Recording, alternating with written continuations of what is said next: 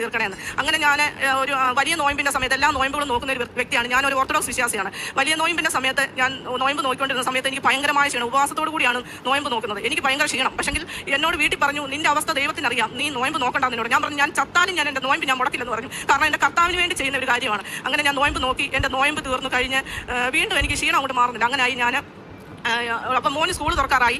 May ലാസ്റ്റിലായപ്പോൾ അപ്പോൾ എനിക്ക് പ്രാർത്ഥിക്കാനിരിക്കുമ്പോൾ ഇരിക്കാൻ പറ്റുന്നില്ല. എന്നെ മുട്ടയിൽ നിന്ന് എനിക്ക് ജപമാല ചൊല്ലാൻ പറ്റുന്നില്ല. എനിക്ക് പ്രാർത്ഥിക്കാനിരിക്കുമ്പോൾ എനിക്ക് കിടക്കണം. എനിക്ക് എൻ്റെ ഏറ്റവും വലിയ വിഷമം, എനിക്ക് ജപമാല മുട്ടയിൽ നിന്ന് ചൊല്ലാൻ പറ്റുന്നില്ല. എനിക്ക് ചൊവ്വേ നേരെ പ്രാർത്ഥിക്കാൻ സാധിക്കുന്നില്ല. പക്ഷേ ഇതിൻ്റെ ഇടയ്ക്കെല്ലാം എൻ്റെ കാരുണ്യ പ്രവൃത്തിയും പ്രേക്ഷിത പ്രവർത്തനങ്ങളും എല്ലാം ഞാൻ ചെയ്യുന്നുണ്ട്. ഈ വയ്യാതായ എല്ലാ ബുധനാഴ്ചകളിലുമാണ് ഞാൻ ചെയ്തുകൊണ്ടിരിക്കുന്നത്. അതിൻ്റെ ഇടയ്ക്ക് എനിക്ക് എൻ്റെ മുമ്പിൽ എന്ത് വരുന്നു അതെല്ലാം ഞാൻ ചെയ്യും. അങ്ങനെ ഈ വയ്യാതിരുന്ന സമയത്ത് ഒരു മാസത്തിൽ 2 പ്രാവശ്യം എനിക്ക് ചെയ്യാതെ, അങ്ങനെ 4 പ്രാവശ്യം ചെയ്യേണ്ട മാസത്തിൽ ഒന്നെന്ന് അത് 2 പ്രാവശ്യമാക്കി മാറി. അങ്ങനെ അന്നേരമൊക്കെ എനിക്ക് ഭയങ്കര വിഷമമായിരുന്നു, ഇത് ചെയ്യാൻ പറ്റുന്നില്ല.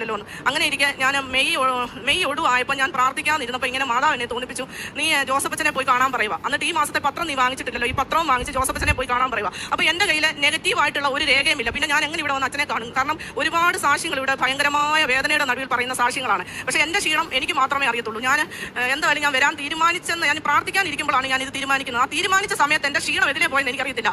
അന്നേരം ഞാൻ പിറ്റേ ദിവസം തന്നെ എൻ്റെ ചേട്ടൻ്റെ വൈഫ് ഉടമ്പടി എടുത്തതാണ്. പുള്ളിക്കാരിയോട് ഞാൻ പറഞ്ഞു, നമുക്ക് നാളെ തന്നെ പള്ളിയിൽ പോകാമെന്ന് പറഞ്ഞ് ഞാൻ ഇവിടെ വരുവാണ്. എനിക്ക് രാവിലെ യാത്ര ചെയ്യുന്നതിനൊന്നും ഒരു ക്ഷീണമില്ല. ഞാൻ 4 മണിയാകുമ്പോൾ എഴുന്നേറ്റ് 4:45 ബസ്സിന് കോഴഞ്ചേരിയിൽ നിന്ന് കയറി ഇവിടെ വന്ന് 6 മണിയാകുമ്പോൾ ബസ് ഇവിടെ വരും. ഇവിടെ വന്ന് ഇറങ്ങി പത്രമെല്ലാം വാങ്ങിച്ച് ഞാൻ ഇവിടെ ഇരുന്ന് പ്രാർത്ഥിച്ചെല്ലാം കഴിഞ്ഞിട്ട് അച്ഛനെ കാണാൻ വേണ്ടി അവിടെ ടോക്കൺ എടുക്കാൻ നേരത്ത് നിന്നപ്പം ഞാൻ എൻ്റെ അവസ്ഥ ഇവരോട് പറഞ്ഞു, ഇതുപോലെ എൻ്റെ കയ്യിൽ ഒരു രേഖയുമില്ല, എനിക്ക് അച്ഛനെ ഒന്ന് കാണാൻ, എൻ്റെ അവസ്ഥ ഇതാണെന്ന്. എന്നോട് ആരും ഒന്നും പറഞ്ഞില്ല. എനിക്ക് അവർ ടോക്കൺ തന്നു. 5ാമത്തെ ടോക്കൺ ആയിരുന്നു. ഞാൻ ഇവിടെ വന്ന് അച്ഛനെ കണ്ടു. അച്ഛൻ എനിക്ക് സൈത്ത് വിരളെ പുരട്ടി തന്നു. ഞാൻ പോയി എൻ്റെ നെഞ്ചിൻ്റെ ഭാഗത്ത് ഞാൻ പോയി ശ്വാസം മുട്ടലേ അവിടെ പോയി പുരട്ടി 1 മാസത്തിനുള്ളിൽ ഇതെങ്ങനെ പോയെന്ന് എനിക്കറിയത്തില്ല. എൻ്റെ രോഗം പരിപൂർണ്ണമായിട്ട് മാറി.